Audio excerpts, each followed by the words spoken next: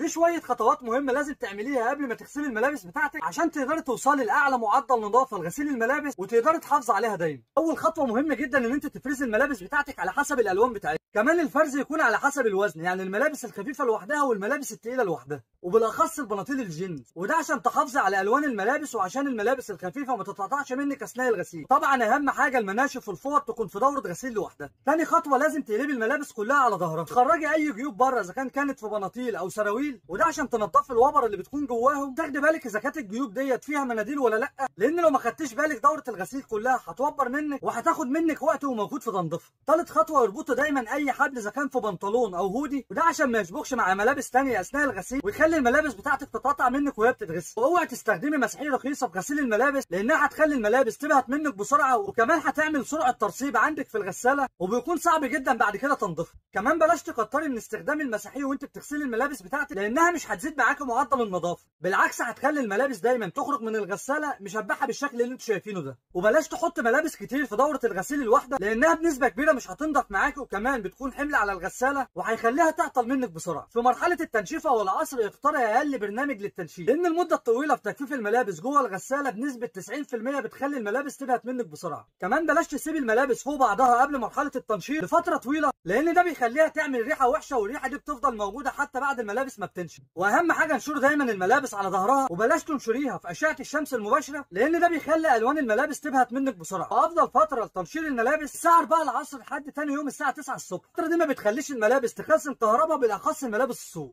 اخر حاجه خرافه بقى ان الغساله بتاكل الشرابات، فاحب اقول لك ان الخرافه دي فعلا حقيقيه، والدليل دايما انك بتلاقي فرده شراب ناقصه بعد كل دوره غسيل، وبالاخص بتكون فرده اجدد شراب موجوده عندك او اكتر شراب انتوا بتحبوا تلبسوه. ما تنسوش بقى تعملوا لايك وشير عشان غيركم يستفاد، وكمان عشان ربنا بقى يبارك في هدومكم.